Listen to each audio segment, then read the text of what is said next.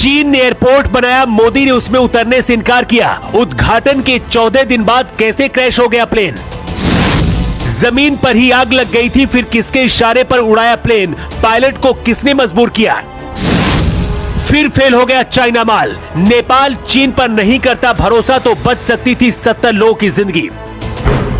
नेपाल के अंदर चीन की मदद से बनाए गए एयरपोर्ट पर हादसा हुआ है। पीएम मोदी को भी उतारने की प्लानिंग थी, लेकिन मोदी ने वहां उतरना तो दूर, जाने से भी इनकार कर दिया था। तो क्या मोदी पहले ही समझ गए थे कि चाइना माल पर यकीन करना सही नहीं है? नेपाल के पोखरा में रविवार को एटी एयरलाइंस का जो प्लेन क्रैश हुआ, उसमें कुल 72 लोग सवार थे। पोखरा एयरपोर्ट पहुंचने से 10 सेकंड पहले ये हादसा हुआ। जानकर आपको हैरानी होगी कि जहां पर यह हादसा हुआ है, नेपाल के पोखरा एयरपोर्ट का उद्घाटन 14 दिन पहले हुआ था। पोखरा एयरपोर्ट का निर्माण चीन की मदद से हुआ। चीन के एक्सिम बैंक ने इसके निर्माण के लिए नेपाल को लोन दिया था। इस एयरपोर्ट का उद्घाटन नेपाल के प्रधानमंत्री पुष्प कमल दहन प्रचंड ने 1 जनवरी 2023 को किया था, यानी कि सिर्फ 15 दिन पहले ही। इसके अलावा एक और जानकारी मिल रही है, जो विमान हादसे का शिकार हुआ है, 14 दिन पहले उद्घाटन के दिन इसी विमान का डेमो फ्लाई किया गया था। मतलब जिसका प्रदर्शन किया गया, 72 लोगों का वजन वो नहीं सह पाया। 8 महीने पहले भगवान बुद्ध की जयंती पर जब मोदी नेपाल के लुम्बिनी गए थे, चीन की मदद से बने नेपाल में भैरवा एयरपोर्ट में मोदी को उतरने के लिए नेपाल ने न्योता दिया था, लेकिन मोदी ने वहां उतरने से मना कर दिया था। नेपाल की लाख कोशिश के बाद भी तब मोदी वहां नहीं उतरे थे।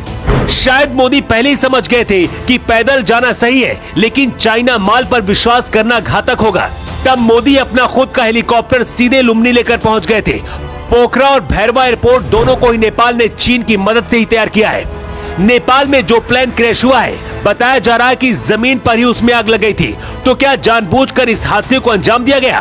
प्लेन के अंदर भारत और रूस के भी कई यात्री थे। कहीं ऐसा तो नहीं कि जानबूझकर इस हादसे को अंजाम दिया गया है? हादसे के बाद से भारत की खुफिया एजेंसी भी एक्टिव हो गई है। पोखरा एयरपोर्ट अथॉरिटी की ओर से कहा गया है कि एटी एयरलाइंस का विमान रनवे से महज 10 सेकेंड की दूरी पर था, तभी ये विमान क्रैश हुआ। इसके साथ ही एटीसी कर्मचारी के मुताबिक पोखरा का रनवे पूर्वी पश्चिमी दिशा की ओर बना हुआ है। विमान को जो पायलट उड़ा रहा था, उसने पहले पूर्व की तरफ से लैंडिंग करने की परमिशन मांगी थी और परमिशन दी गई थी, लेकिन थोड़ी देर बाद पायलट ने पश्चिम की तरफ से लैंडिंग की परमिशन मांगी और दोबारा भी उसे परमिशन दे दी गई थी। तो क्या पायलट को दूसरी तरफ से विमान लैंड करने के लिए क्या किसी ने मजबूर किया था? सिविल एविएशन अथॉरिटी का कहना है कि लैंडिंग से ठीक पहले विमान में आग की लपटें दिखाई दे रही थी, इसीलिए मौसम की खराबी के कारण दुर्घटना हुई, ये बात नहीं कही जा सकती है।